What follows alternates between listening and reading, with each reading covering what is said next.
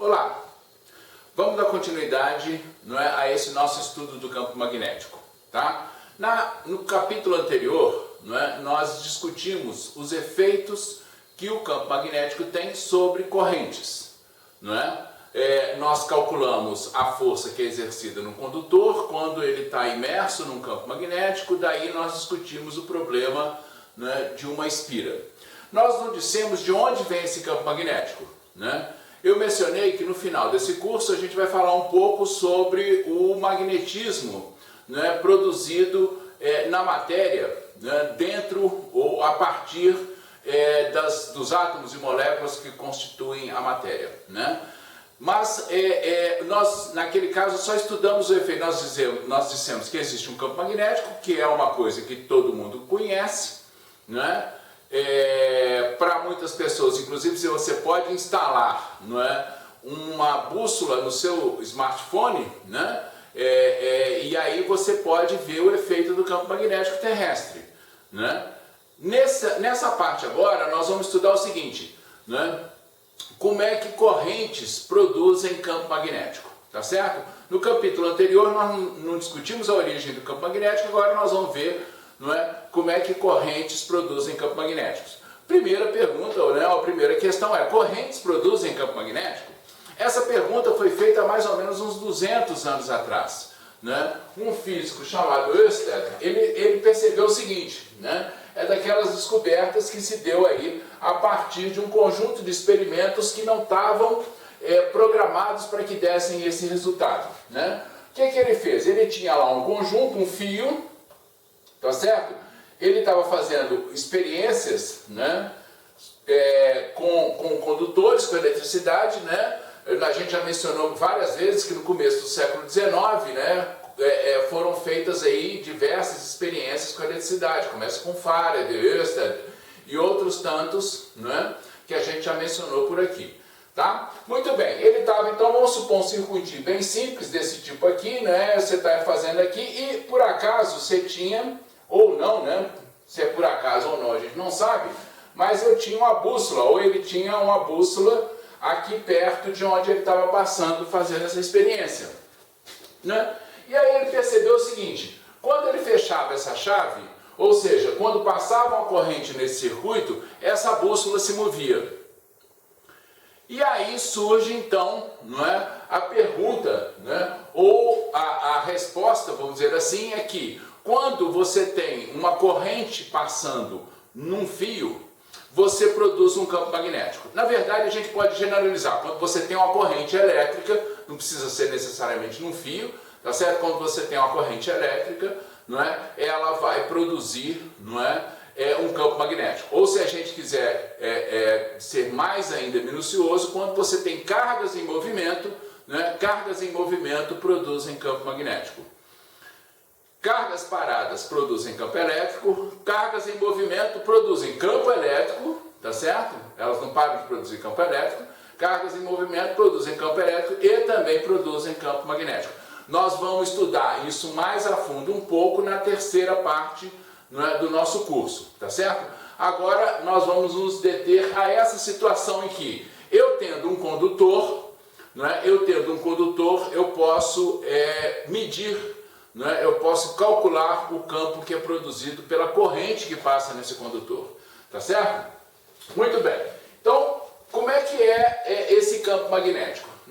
Tem várias figuras que podem ilustrar um pouco para a gente como é que é isso.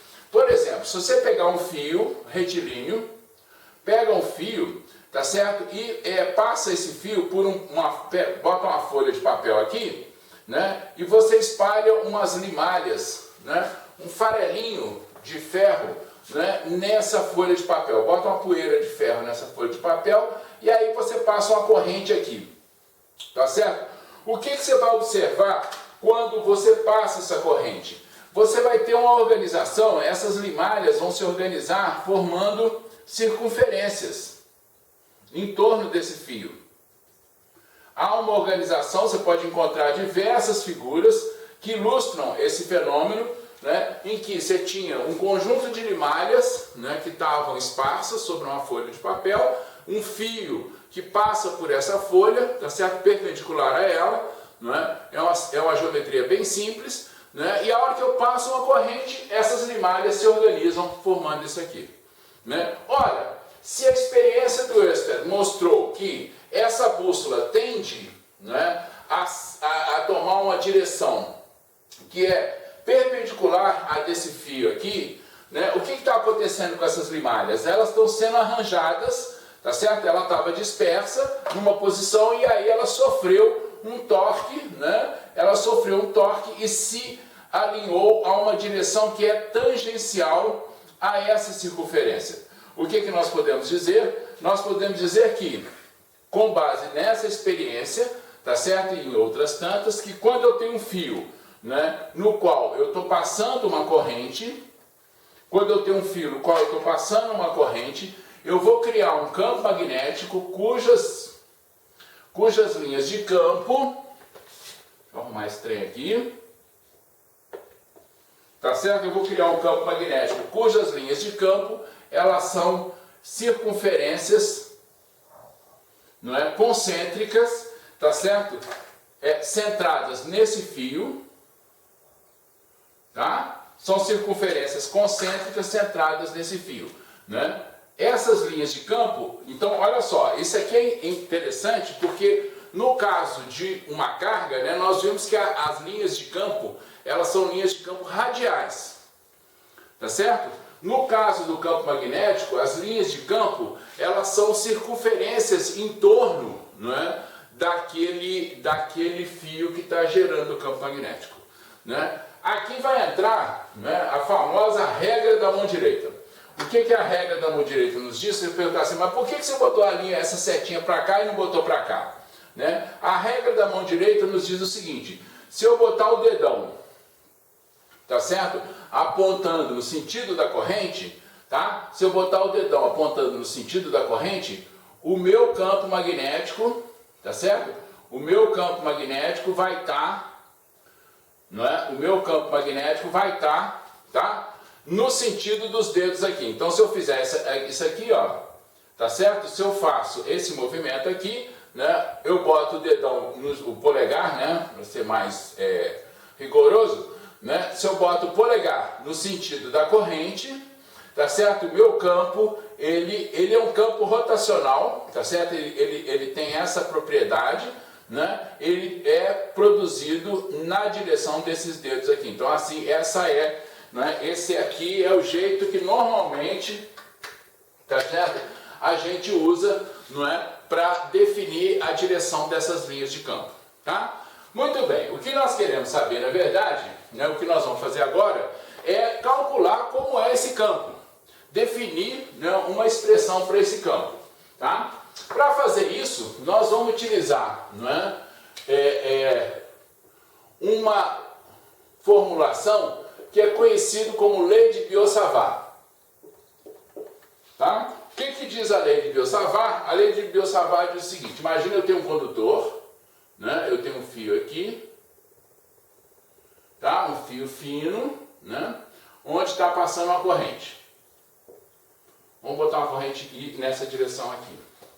Eu posso chegar nesse fio e definir em qualquer ponto do fio, né? Eu vou definir aqui um elemento de comprimento ds, tá certo? Que no ponto que eu estou considerando ele não é tangente ao fio. Claro que quando eu fizer um fio retilíneo, né, esse elemento está sempre na mesma direção e sentido, tá? Eu quero calcular agora o campo, por exemplo, num ponto P, tá certo? Eu vou calcular o ponto, o campo aqui num ponto P. Bom, eu vou querer definir que esse meu ponto aqui, tá certo? Esse meu ponto aqui está a uma distância R, não é? Esse meu ponto está a uma distância R daquele elemento aqui, ó. Isso aqui é um elemento aqui, eu tenho um tantinho de carga se movendo aqui, dado por essa corrente I, claro que essa carga está se movendo toda aqui, né? E eu quero calcular aqui, como é que vai ter esse campo? Então, a primeira coisa, vamos fazer o seguinte, como é que é a regra da mão direita? Se eu tenho a corrente I indo para lá, o meu campo vai estar entrando, né? E ele, no caso aqui, ele é perpendicular, ele vai estar entrando neste plano. Então, eu tenho um campo aqui, que está entrando, né, um campo magnético que está entrando aqui no plano, tá certo? Né? O campo magnético ele é perpendicular ao elemento de comprimento e perpendicular à direção que une esse elemento aqui, ao vetor que une esse elemento aqui ao ponto de cálculo, tá? Então, primeira coisa que você vai dizer então é o seguinte, é que esse meu campo dB, a gente não vai deduzir isso aqui, né? Aqueles ou aquelas que continuarem num curso, seja de engenharia elétrica, né? Ou engenharia eletrônica, mecatrônica, né? Ou física, tá certo? Numa cadeira posterior de eletromagnetismo, vão deduzir essa expressão aqui. Por enquanto a gente só vai escrevê-la e utilizá-la aqui. Então essa aqui, tá? É a conhecida lei de Biot-Savart, que diz que o campo produzido por aquele elemento é dado por essa expressão aqui, tá certo? Né? ds vetor, né, unitário na direção R dividido por R ao quadrado, tá? Então é um campo, meu campo dB, ele cai, não é, com R ao quadrado, e esse μ0 aqui, tá certo? Essa constante μ0 aqui, ela é definida como a permeabilidade do vácuo. Da mesma forma como no campo elétrico, a gente tinha uma constante que era introduzida para fazer, não é? Essa constante é introduzida para fazer, não é? A consistência entre as definições das unidades, tá certo? Né? Ela também define a propriedade do espaço no qual aquele campo está sendo produzido, né? Lembra que no caso do campo elétrico, né, eu tinha a permissividade do vácuo e quando eu introduzi de elétricos, né, eu observei que essa propriedade, que esse parâmetro, ou essa, vamos dizer assim, grandeza me definia, não é? Me definia as propriedades daquele meio, tá certo? A mesma coisa acontece aqui, né? E essa minha permeabilidade, né, do vácuo, né, ela vale, no sistema internacional, ela vai valer 4π vezes 10 a menos 7 Tesla vezes metro dividido por ampere. Tá? Então esse é o valor aqui, né? É o valor dessa constante aqui. De novo, essas constantes são adicionadas para que você faça, não é, a consistência entre as unidades de medida. Tá certo? Bom, então essa agora, né, de posse dessa expressão, tá certo? De posse dessa expressão agora, não é? Eu posso aplicar em algumas situações, né, nas quais eu vou querer então calcular o campo magnético, né? Vamos começar com o campo magnético produzido, tá certo? Por um fio retilíneo. Nós vamos pegar um fio retilíneo, tá certo? Que tem um comprimento, um fio muito longo, né? Então eu tenho um fio aqui, tá? Esse fio aqui tem uma corrente I passando nele e eu quero calcular agora num ponto P. Como esse fio é muito longo, tá certo? Eu posso dizer que esse meu ponto P, eu sempre tenho uma linha perpendicular ao fio, tá certo? E essa distância aqui é uma distância que eu vou chamar de R, é a distância do ponto P até o fio, tá? Olha só, esse fio, eu estou considerando um fio muito longo, de tal forma que, tá certo? Eu posso assumir, né, que essa distância daqui, tá certo? É igual ao comprimento daqui, né? Se o fio é muito longo, qualquer ponto que eu escolher está no meio do fio, tá? Muito bem. Isso quer dizer o seguinte, que a distância que eu estou medindo aqui é muito menor do que o comprimento do fio. Da mesma forma como eu fiz em outras situações, nas quais eu considero, eu desprezo, não é, os efeitos, chamados efeitos de borda, tá certo? Muito bem, então vamos lá. Vamos pegar agora e fazer as contas aqui, né, e pegar o seguinte, suponha, tá? Eu vou pegar um elemento, né? A estratégia é mais ou menos a mesma estratégia de sempre, né? Eu pego um elemento, tá certo? ds, eu tenho aqui, esse elemento tá, né, a uma distância R, tá certo? Esse elemento está a uma distância R, não é? Nós vimos naquela definição lá que se eu tenho esse ds aqui, tá certo? Esse é o ds aqui, esse é o vetor R aqui. não é? Se o meu campo é um produto, tá certo? Se o meu campo é um produto de ds vezes r, né? Se alguém quiser fazer o produto vetorial para checar isso aí, né, pode ver, tá certo, que a nossa regra da mão direita funciona. No caso, a regra da mão direita me diz o seguinte: se o i está nessa direção, tá? Se o i está nessa direção, né, o meu campo, olha aqui, ó, o meu campo vai estar entrando, o meu campo está entrando nesse ponto aqui, tá? Ou, se vocês quiserem, o produto vetorial de ds vezes r dá um vetor que aponta na direção perpendicular e entrando aqui. Vamos escrever então essa expressão, né? A expressão aqui do meu campo, dB, é igual a μ0 i sobre 4π, tá? Esse é um valor mais ou menos que vai sempre aparecer, né? ds vetor unitário r dividido por r ao quadrado, né? Vamos olhar a seguinte situação, tá certo? Aqui eu posso dizer o seguinte: existe um ângulo entre o ds e o meu vetor r, né, que eu vou chamar de θ, né? Então eu posso dizer que o meu módulo de dB, perdão, é igual a μ0i sobre 4π, tá? μ0i sobre 4π, o que é o produto, o módulo do produto vetorial? Módulo de ds, módulo de r, que é 1, né? Esse aqui é um vetor unitário, seno do ângulo formado por eles. Então eu tenho ds vezes seno de θ dividido por r ao quadrado. Muito bem, né? Para eu obter, né, o valor de b, basta integrar esse dB aqui, né? Só que aqui eu tenho três variáveis. Eu tenho ds, eu tenho θ e eu tenho r, tá certo? O ds, né, ele vai em todo o fio, tá certo? O meu seno θ, à medida que eu vou evoluindo o ds, o seno θ vai mudando, tá vendo?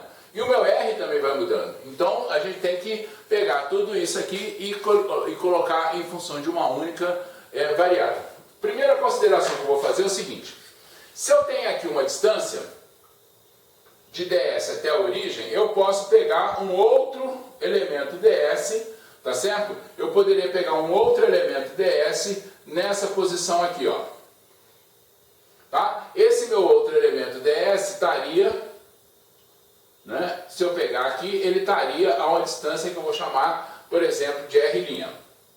O campo produzido por esse elemento ds, tá certo? Tá? Em P, não é? É o mesmo que o campo produzido por este elemento ds em P. Por que é o mesmo comprimento? Tá? Olha aquela expressão lá, ds é ds, né? μ0i sobre 4π não vai mudar ao longo do fio, tá certo? Essa distância r' é igual a essa distância r. Em modo, esses dois vetores têm o mesmo valor, né? Então, se eu olhar essa expressão aqui, né, você pode se perguntar, mas e esse ângulo aqui, ó? Esse ângulo aqui, tá certo? É igual a esse ângulo que está aqui, né? E o seno de θ é igual ao seno de π menos θ, tá? Se você quiser ver isso, né, o seno de θ é igual ao seno de π menos θ, portanto, né, o módulo do campo dB produzido por ds em P é igual ao módulo do campo dB produzido por este ds aqui em P. Tá? Isso de certa forma facilita, né? Porque agora, ao invés de integrar em todo o fio, eu vou integrar, né, ds de metade do fio. Tá? Então eu posso dizer, né, que o meu campo B, o módulo do meu campo B, pode ser escrito como 2 vezes μ0i sobre 4π, eu posso botar para fora da integral de 0 até infinito de ds seno de θ dividido por r ao quadrado. Então, ao invés de integrar ds de menos infinito a infinito, eu integrei ds de 0 a infinito, né? E esse 2 aqui aparece exatamente porque para cada ds eu peguei um outro do outro lado, não é? Então eu vou somando e por isso deu 2 vezes essa integral que está aqui. Tá? Muito bem. Então agora vamos resolver essa integral.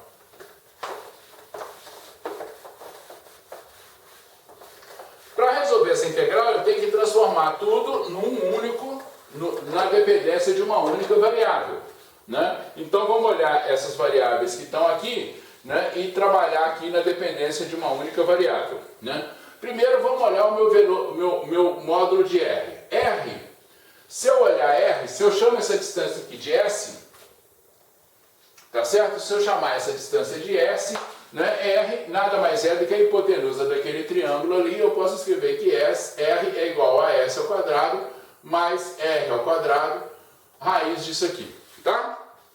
Muito bem, o seno de θ, né, que nós falamos é igual ao seno de π menos θ, esse ângulo aqui, ó, é π menos θ.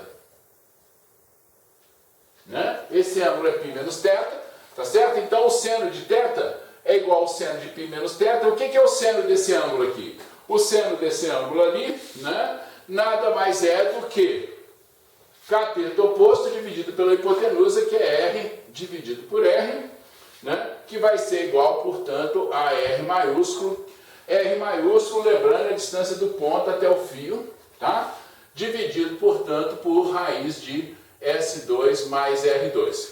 Então agora eu posso substituir tudo isso aqui na integral, né, e eu fico com o meu B é igual a 2 vezes μ0i sobre 4π. Depois eu simplifico 2 com 4, tá? Integral de 0 até infinito, né, de R vezes ds dividido por, olha só, eu peguei R ao quadrado, deu isso aqui, elevado, né, deu R ao quadrado é igual a S2 mais R2, tá certo?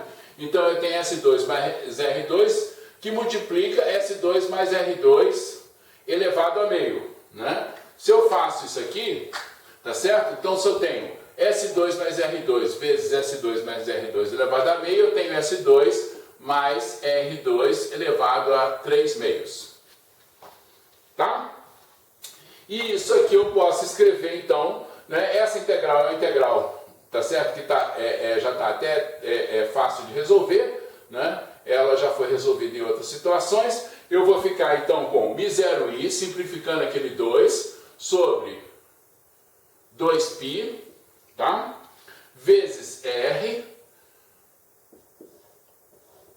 S sobre S2 mais R2 elevado a 1 meio, integrando de 0 até infinito, e isso aqui vai ser μ0i sobre 2πr. Então, o campo produzido, né, a um ponto, tá certo? O campo produzido por um fio muito longo, um fio infinito, né, num ponto P, que está a uma distância R, tá certo? Né, ele é μ0i sobre 2πr. Lembrando, né, que esse campo, as linhas de campo são circunferências, então se a gente olhasse, né, como é que o módulo desse campo varia com a distância R, tá certo? O módulo desse campo varia com a distância R, não é? De forma a ser μ0i sobre 2πr, ou seja, ele cai, não é, com a distância, tá certo, com uma potência, né, linear de R, tá? Então esse aqui é o campo, não é, que é produzido por um fio, não é, a uma distância R do fio, tá? As linhas de campo, de novo, são circunferências, não é, concêntricas e centradas, não é, no fio, tá certo?